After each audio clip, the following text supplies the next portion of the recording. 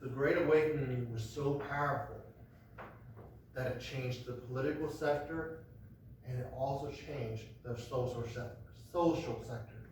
When people get right with God, it affects every area of life. When we vote for the right president, which we need to do, we're only focusing on one area of life. And really, that one area of life doesn't always affect the entire world. Right now, it impacts us more directly than anything else. But when we get a hold of God, when real revival comes, it not only changes us spiritually, but it changes the world socially, it changes the world politically. Right. When God's people really seek his face and allow God to change them, then our world changes. If my people, which are called by my name, shall humble themselves and pray, and seek my face, and turn from their wicked ways, then will I hear from heaven, and will forgive their sin, and will heal their land. Through the years, we've heard this verse repeated over and over and over for revival. Throughout 2020, we've heard this verse repeated over and over and over. And the question's been posed, why aren't we seeing any change? And it probably comes back to God's people don't want to humble themselves. They may seek his face a little bit, but they don't want to humble themselves. And specifically, they don't want to turn from their wicked ways.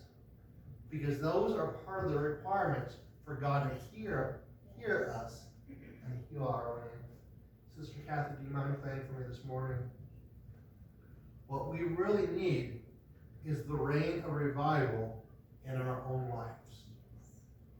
And we can't control, obviously, what our spouse does, but we can't control what the church down the street does. We can't control what the church across the street does.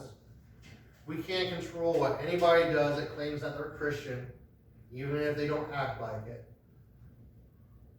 But when someone sees the real deal, when someone sees someone that's truly on fire for God, that has a real relationship with him, there's no denying it.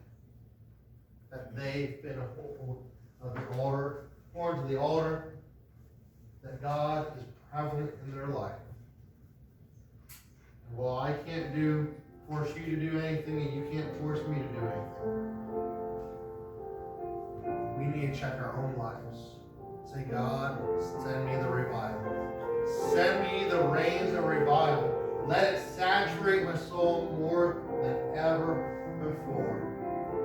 God, change me. Let me not be the same, but let it begin in me.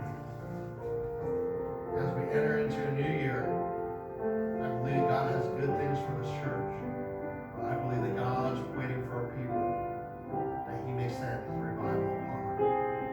If that's the desire of your heart this morning, God, search me and know me. God, let revival come to my life, Lord. Let me allow it to change me, Lord. But Lord, may I seek your face more than ever before.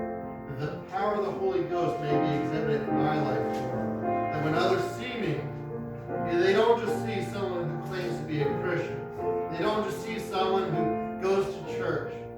But Lord, let them see something mighty and powerful in my life that they desire as well. That they desire to change from their wicked ways. That they desire to have a personal relationship with God. Why don't we find ourselves in a place of praise?